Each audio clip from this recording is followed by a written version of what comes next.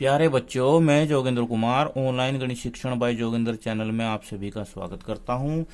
आज हम कक्षा 7 गणित सरल समीकरण की प्रश्नावली 4.1 की प्रश्न संख्या 4 के बारे में चर्चा करेंगे।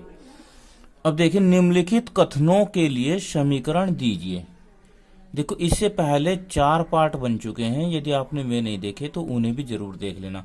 उनमें हमने कथनों के आधार पर समीकरण को बनाना सिखाया है और समीकरण के आधार पर कथन लिखने भी सिखाए हैं। अब देखिए, जैसे ये समीकरण है x + 5 = 8, तो इसमें दो पक्ष होते हैं। इधर वाले पक्ष को तो कहते हैं बायां पक्ष। क्या कहते हैं? बायां पक्ष। और जो हमारे दाहिनी तरफ होता है उसे कहते हैं दायां पक्ष। दायां पक्ष। तो बायां पक्ष दाएं पक्ष के बराबर होता है। इनके बीच में होता है ये समता का चिन्ह। इसे क्या बोलते हैं?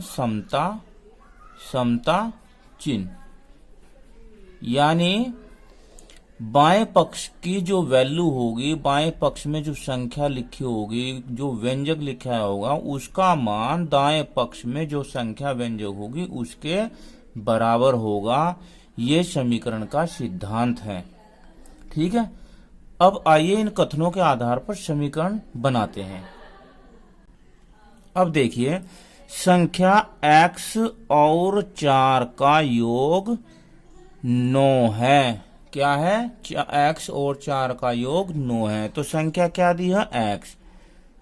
ये लीजिए, मेरे साथ साथ करते जाइए, समझते जाइए। जैसे जैसे कथन दिया है ऐसे ही हम लिखते जाएंगे।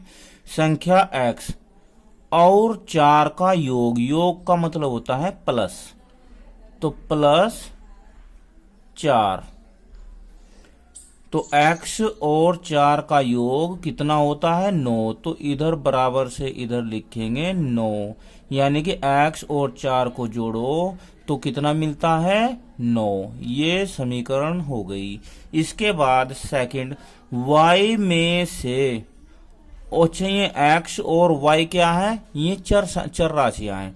तो y में से 2 घटाने पर, तो देखो y में से 2 घटाने पर, देखो y में से 2 घटा दिया हमने, 8 प्राप्त होता है। तो जो प्राप्त होता है वो बराबर से इधर लिखेंगे, यानी कि y में से 8 घटाएंगे तो 8 प्राप्त होता है। अब इसके बाद थर्ड, a का 10 गुना, a का 10 गुना, जब 10 से गुणा करेंगे जब भी तो 10 गुना होगा। 70 है। कितना है? 70 है। तो a का 10 गुना यानी कि 10a बराबर 70। अब फोर्थ को देखो, संख्या b को 5 से भाग देने पर, b को 5 से भाग देने पर, जब भाग देंगे तो ऐसे ही तो लिखेंगे बटे में हम, 6 प्राप्त होता है। कितना मिलता है? 6। तो ये समीकरण हो गई। अब पांचवा देखो, m का 7 गुना, पहले इसे ही कर लेते हैं। m का 7 गुना, तो m गुना 7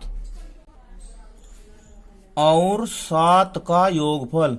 देखो m गुना 7 कर लिया हमने, m की 7 में गुणा कर ली, और 7 का योगफल, योगफल का मतलब होता है प्लस 7, आपको 77 देता है। कितना देता है?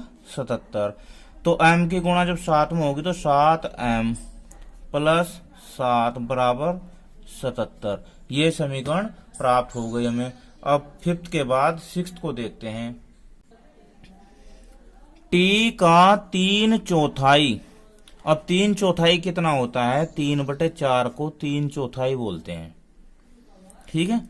तो t का मतलब होता है गुणा, 3/4, 3/4 15 है। कितना है? 15।